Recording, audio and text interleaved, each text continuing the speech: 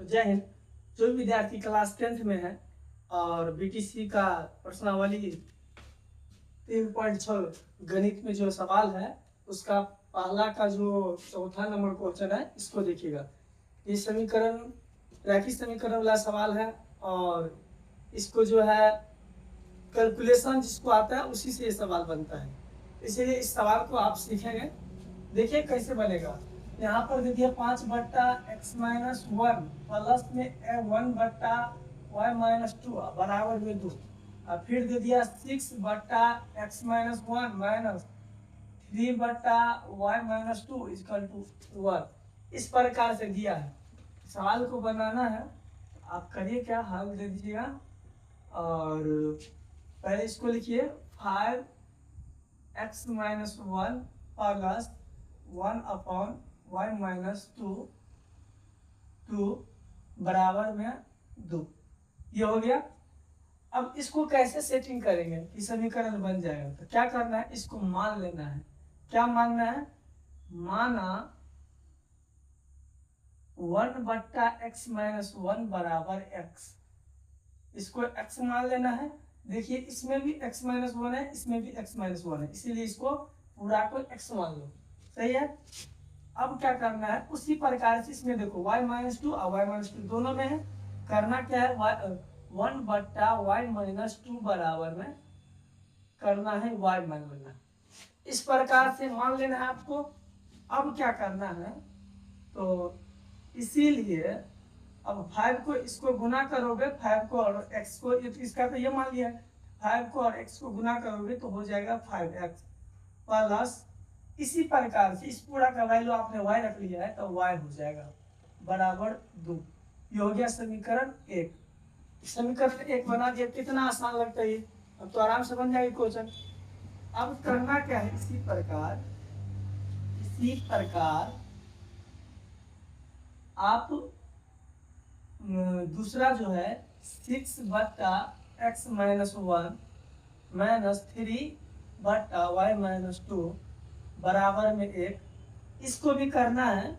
इसीलिए 6x, क्योंकि इसका भी मान सेम ही है, यहाँ पर इसको हम x मान लेते, इसको भी ऐसे कर देंगे माइनस 3 इतना है, तो यहाँ पर y को और 3 को गुना कर देंगे तो 3y बराबर में 1, क्योंकि इसका वैल्यू आप y मान लिए, तो इसको y को और 3 को गुना कर दीजिएगा।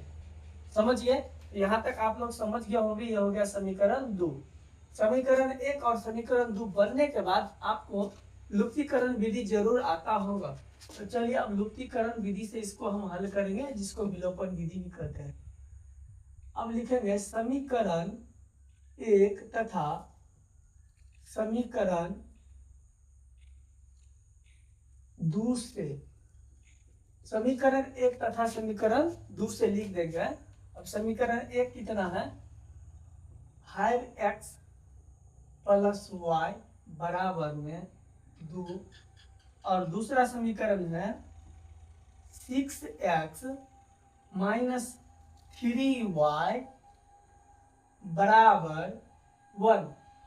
ये समीकरण हम लिख दिए। अब क्या करना है, यहाँ पर कटे वटेगा नहीं, तो यहाँ थोड़ा सा गलती हो गया। अब हमको यहीं पर दिमाग लगा लेना होगा कि इस देखो एगो x है एगो y है, दो चर है, किसको तुमको काटना है। तो मान लो हमको y को काटना है, क्योंकि y में ऑलरेडी चिन्ह चेंज है, यहाँ प्लस है यहाँ माइनस है, ये आराम से कट जाएगा।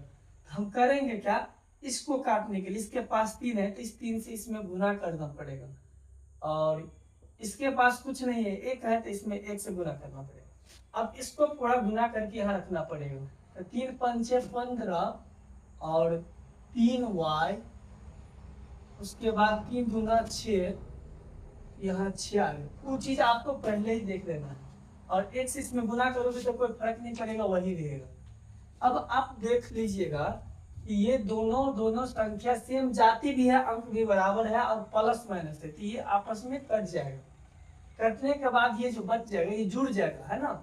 यहाँ पर प्लस चिन्ह रहता है, नहीं कुछ रहता है, तो 15 और 6 को जोड़ेंगे तो आपको 21x हो जाएगा बराबर में। इसी प्रकार से यहाँ भी प्लस चिन्ह है, तो 6 और 1 7 हो जाएगा।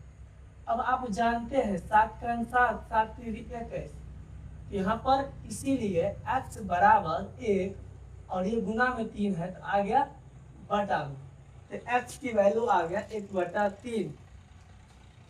अब क्या करना है, तो x के इस मान को समीकरण 1 में रखने पर, अब x के इस मान को समीकरण 1 में रखने पर, इस बात को हम लिख देंगे ताकि जो है जो भी टीचर चेक करेंगे उसको पता चल जाएगा। समीकरण 1 कहाँ है, तो यहाँ पर है। अब इसको हम उतार लेंगे, 5x प्लस वाई बराबर 2, 5x प्लस वाई बराबर में 2, यहाँ पर 5 है, 5। चलिए अब x की वैल्यू कितना हम ले लिए, तो 1/3 लिए हैं, यहाँ पर लिख देंगे हम 5 गुने x को हटा के लिख देंगे 1/3 प्लस वाई बराबर में 2। अब ये कटेगा नहीं कटेगा तो गुना कर देंगे इसको ऊपर ऊपर, तो 5 × 5 बटा में 3 प्लस में y बराबर में 2। अब इसीलिए y बराबर करना क्या है 2, और ये प्लस में तो माइनस में 5 बटा में 3 बराबर, इसका एलसीएम ले लेंगे तो 3, तो 3 दूना 6 माइनस ये 5 बराबर में ये भी आ गया 1/3। यहाँ पर y का भी वैल्यू आ गया 1/3। अब क्या करना है, तो हम लोग जहाँ माने थे वहां इस चीज को रखना पड़ेगा। अब करिएगा क्या, जहाँ हम लोग माने थे उस चीज को वहां पर रखना पड़ेगा। हम लोग जो है कहाँ माने थे, 1/x - 1 बराबर x। चलिए अतः 1/x - 1 बराबर x, तो 1/x - 1 x की वैल्यू कितना लाए हम लोग, तो 1/3 है ना। अब इसको कोना कोनी गुना कर लेंगे तो आ जाएगा x - 1, और 3 को 1 को गुना कर लेंगे, ये 1 है तो होगा 3, तो आ गया x बराबर 3 + 1 बराबर में 4 आ गया। चलो इसी प्रकार से इसी